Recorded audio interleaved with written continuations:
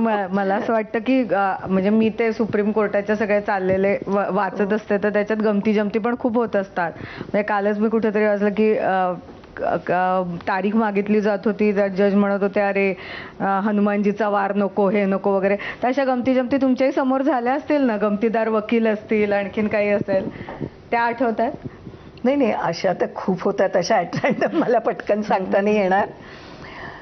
पण अशा वेगळ्या गमती सांगते त्या. आता म्हणजे आता ही गोष्ट रमेशच्या संदर्भात आहे. परत मला म्हणजे रमेशला पहिले आधी कोर्टाचा काही संबंध नव्हता.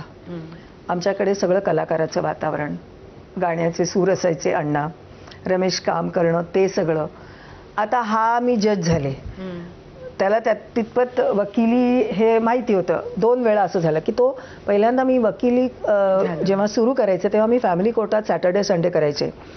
कारण फॅमिली कोर्ट तेव्हा पुण्याचं सॅटर्डे संडेला उघडं असायचं, कारण पक्षकारांना येता यावं. ह्याचं तेव्हा हॅलो इन्स्पेक्टर वगैरे चालू होतं तेव्हा. म्हणजे खरं हॅलो इन्स्पेक्टरचं संपलं होतं, त्याचे फक्त 26 एपिसोड झाले, पण ती फार मोठी सिरियल झाली. तर तो मग आमचं काय असायचं की तो शनिवारचा दिवस किंवा रविवारचा तो एकत्र जेवायचं आम्ही तिघांनी मिळून. आणि तो आमचा असा कुटुंबाचा दिवस आणि कुटुंबाचं जेवण असायचं दुपारचं.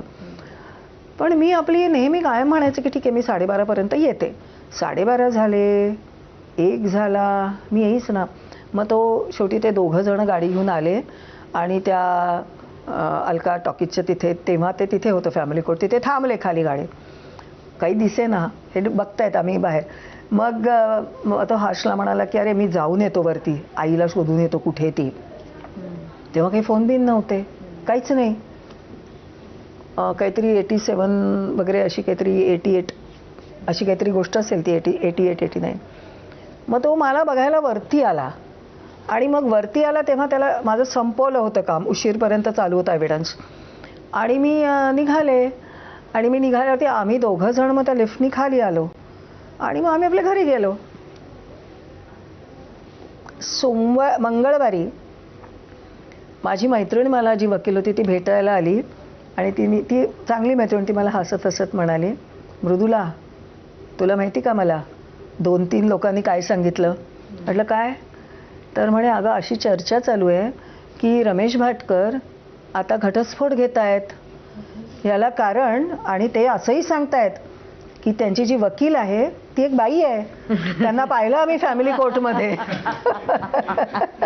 तर असं काहीतरी गडबड होते.